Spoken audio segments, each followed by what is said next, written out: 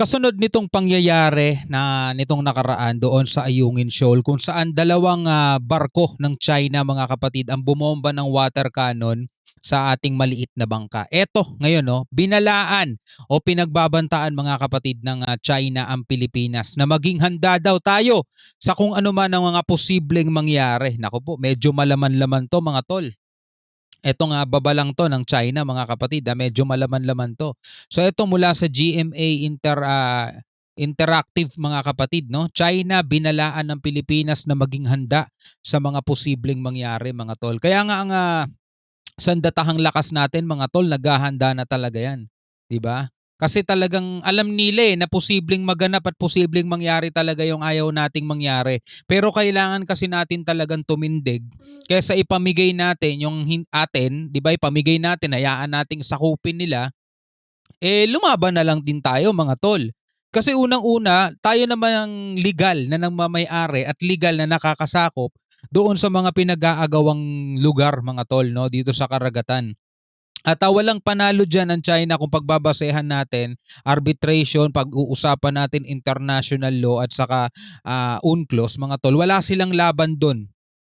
Talagang uusigin sila ng buong mundo kapag nagsimula sila ng gulo tapos mali naman yung kiniklaim nila o dahil lang sa kakapalan lang ng mga pagmumukha nila mga tol. So ito, panoorin natin mula sa GMA. Ito na, binasa ko yung title kanina. No? Bago natin ito simulan, huwag mo kalimutan mag-subscribe GMA News at syempre dito rin sa ating YouTube channel kung trip mo yung mga ganitong klaseng reaction video, commentary at syempre mga kapatid yung mga opinion natin about sa mga nangyayari dito. No? So wag na natin patagalin pa, panoorin na natin to. Iligal, mapang-udyok, agresibo at mapanlinlang. Ganyan po inilarawan ng ating National Security Advisor ang pagbomba na naman ng tubig ng China Coast Guard sa Unay sa May 4 sa West Philippine Sea. Totoo Pero China, karapatan nila sa teritoryo ang kanilang iginigiit. Yun nga ang problema dun eh. Paulit-ulit nilang sinasabi ng karapatan nila sa teritoryo pero mga tol, kahit saan nilang dalhing korte. 'Di ba? Kahit saang korte nila dalhin 'yan, talagang wala silang panalo eh. 'Di ba? Asignatory sila, nakapirma sila sa UNCLOS, 'di ba? United Nations Convention in the Law of the Sea mga kapatid, 'di ba? Meron tayong 200 nautical miles at itong Ayungin Shoal ay nasa loob ng 200 nautical miles natin ng exclusive economic zone. So anong karapatan ang pinagsasasabi nila doon? Kahit yung mga pro-China mga kapatid, alam nila yan. Kaso nga syempre, dahil na nabudol sila nung kanilang Diyos mga kapatid, talagang wala. Tanga-tangahan na lang silang lahat mga tol. 'Di ba? Alam nila yung banta na kinakaharap natin sa China pero minamaliit nila yon. Mas mahalaga pa sa kanila yung kaso ng pastor ng mga kapatid na anak daw ng Diyos pero ngayon takot na takot humarap sa Senado. Doon sila mas nakafocus mga tol eh. May video pa sila na tila nagwagayway na puting tela ang ating bangka. Nakatutok si Mav Gonzalez. Ang pagbomba ng tubig ng China sa mga barko ng Pilipinas na ikinasira ng resupply boat na Unay sa May 4, tinawag ng Pilipinas na panghaharas, sadyang delikado at paglabag na naman sa international law. Sa kabila nito mga video to mga tol, todo tanggol dito ni Attorney Roque, no? Sabagay, attorney siya eh. Alam niyo naman ang attorney mga kapatid, di ba? Kapag ang nahawakan mong kaso yung nasasakdal, talagang lahat ng pagtatanggol mo gagawin mo dun. Di ba nagkataon, parang abogado siya nitong bansang tayo mga kapatid eh. Kaya kahit na ginaganito tayo ng China, ang tingin niya tayo pa daw ang po-provoke sa China eh, no? Talagang may kita mo yung yung dungis eh, no? Sabi ni National Security Advisor Secretary Eduardo Año, nasira ang Unay sa May 4 at 3 tauhan ng Philippine Navy ang nasaktan. May nasaktan pang kababayan natin Pilipino yun mga tol. Diba? Pero wala, hindi importante sa kanila yan. Dina-downplay nila tong mga nangyayari dito mga tol. Ang hina-highlights nila lagi, yung mga sinasabi ni Digong. Diba? Yung pag-aresto kay Kibuloy. Diba? Yung pagkawala ng prangkisa nung SMNA, doon sila nakafocus. Yun ang international, yun ang national issue para sa kanila dahil malaki ang epekto nito sa ating bansang Pilipinas. Makakabagsak ng ekonomiya yan pag nahuli si Kibuloy. Ganon ang trato nila doon mga tol. Doon sa usaping yon mga kapatid. Pero dito sa usaping 'to, pinagtatanggol pa nila 'yan mga tol, 'di ba? Pinagtatanggol pa nila 'yan. Ay naku, talaga naman. Pero sa punto de vista ng China, Pilipinas ang nanghihimasok sa Ayungin Shoal na tinatawag nilang Renaijiao. May sarili silang mga video ng pagharang at pag-water cannon sa Yunay sa May 4. Sa mga inilabas nilang video, hindi ipinakita ang sabayang pagbomba ng tubig na mas nakita sa kuha ng ating mga otoridad. Siyempre. Ang isang makikita sa video ng China Coast Guard ay ang pagwawagayway ng puting tela ng isang sakay ng Yunay sa May 4. Oh, yan ba yung nagpo-provoke na sinasabi ni Roque, mga tol? 'Di ba? Pinapakita na nga natin na teka, ayaw namin ng gulo. Meron lang kaming misyon, maghahatid lang kami ng pagkain, maiinom sa mga sundalo namin na nandoon sa BRP Sierra Madre. Ayaw namin ng gulo. Nagwawagayway nga ng puting tela, ibig sabihin surrender yan mga tol. Oh. Tapos tayo pa ay nagpo-provoke, 'di ba? Hindi mo kailangan magtapos ng degree. Yun nga sinasabi natin, hindi mo kailangan mag-masteral, hindi mo kailangan graduate o kumuha ng bar exam para maintindihan mo kung sino ang nagpo-provoke dito sa dalawang to. At saka isa pa, exclusive economic zone natin yan. Paano tayo manghihimasok sa kanila? Sa bagay, ang trato nga nila dito sa ating teritoryo, kanila, di ba? Kahit na alam din ng mga pro-China, labag yon sa international law. Alam ng mga pro-China, hindi yun tinatanggap ng UNCLOS. Alam yun ng mga pro-China na nanalo tayo 2016 Arbitral Award, mga tol. Alam nila yan. Ginagawa lang talaga nilang tanga sarili nila. Sa bagong pahayag ng tagapagsalita ng Chinese Foreign Ministry, sinabi nitong ang pagharang sa mga barko ng Pilipinas para makalapit sa Ayungin Shoal ay nararapat anila at legal na hakbang para ipagtanggol ang karapatan ng China. O, di ba? Legal daw. Saan? Saang korte magsasabing legal? Sinong bansa ang papanig sa kanila at magsasabing legal ang ginagawa ng China kasi kanila yan dahil pasok yan sa kanilang 10-dash line?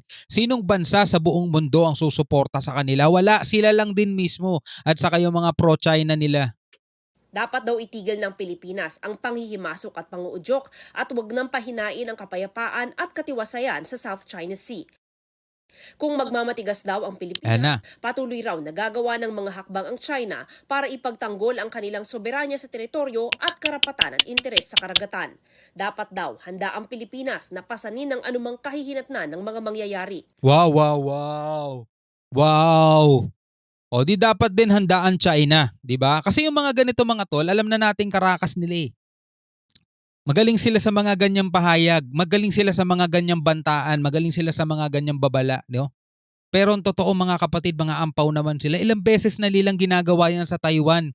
Nagpapalipad sila ng mga fighter jet nila, nagpaparada sila ng mga barko, submarine sa palibot ng Taiwan, pinapaikutan nila yon. 70 years na nilang ginagawa yon mga tol.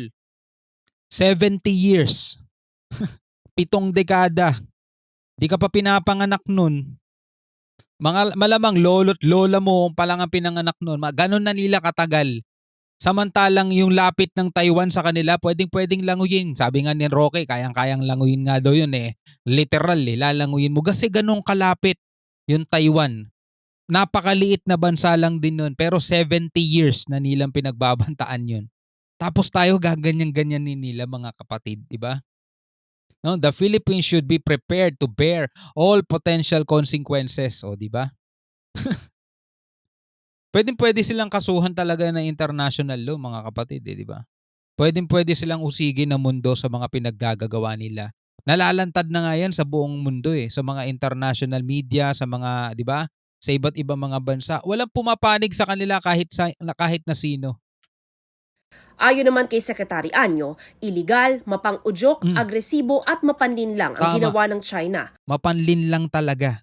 'Di ba? Sa bawat sinasabi natin mga kapatid, yung reaksyon natin mapanlinlang. Ganyan na ganyan yung minamana ng mga pro-China. Kung paano sila magsalita, mapanlinlang din, 'di ba? 'Di ba? Kung biruin mo naman, kumpara mo yung mga barko sa kalsada, 'di ba? Yung overtake daw dapat nandirito sa kaliwa, wala daw dapat sa kanan. Kasi ang mga manibela daw nasa left side daw, ang English naman daw nasa right side. May ganun ba sa barko mga tol? Wala namang unang-una walang lanes. 'Di ba sa karagatan walang lanes, wala ka sinusundang lanes diyan. 'Di ba? Saka sino ba mga seaman dito? May mga seaman ba rito? May mga o kaya kapitan ng barko, kaya nagtatrabaho man lang sa barko, 'di ba? Saan nakalagay yung mga manibela niya? May ganun ba rito sa atin? 'Di ba? Merong left side, right side, mga ganun. Eh alam ko pag mga barko, 'di ba, nasa gitna lang ang ano niyan, manibela niyan. 'Di ba? Saka dito hindi usapan dito yung overtaking, eh. Hindi naman 'yun ang pinag-uusapan. Ang pinag-uusapan dito, hinaharang tayong pasadya. Kitang-kita pa nga sa video, paatras pa nga yung China Coast Guard para harangan yung unay sa May 4, 'di ba? Grabe talaga, panlilin lang ng mga pro-China, no? Attorney pa naman 'yun.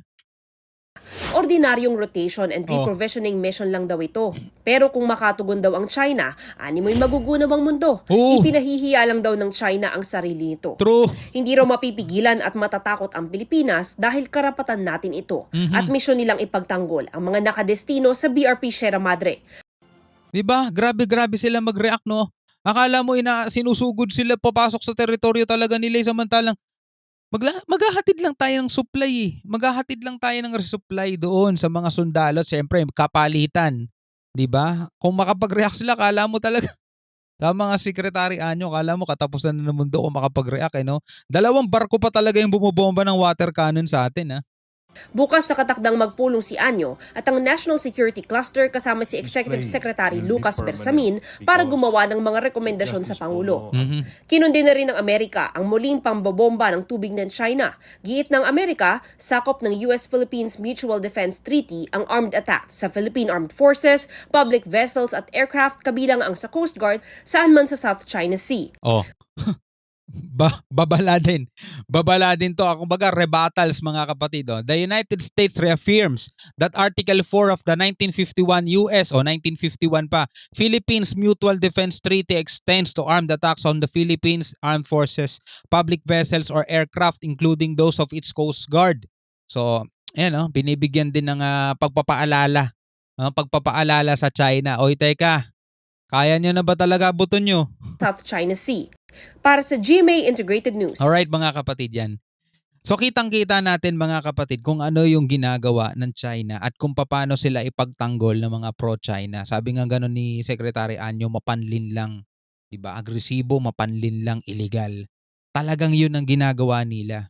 Diba? Ikaw bilang isang Pilipino, manindigan ka lang, eh, 'di ba? Suportahan mo yung gobyerno natin, suportahan mo ang Pilipinas sa laban niya. Hindi 'to laban ng states, hindi 'to laban ng Estados Unidos. Katulad ng sinasabi ng mga pro-China na Amerika lang daw ang laban nito, dinadala lang daw tayo sa gera. Hindi. Huwag kayong magpapaloko dun sa mga 'yon. 'Di ba? Hindi 'to laban ng yung United States, laban 'to ng Pilipinas kasi teritoryo natin. Exclusive economic zone natin yung pinag-uusapan dito. Hindi to exclusive economic zone ng Amerika, ng Japan, o ng kahit na anumang bansa na kaalyado natin. Atin yung pinag-uusapan dito na inaagaw ng China. Mga tol, ulitin natin na hindi nila to laban. Sa Pilipinas yan.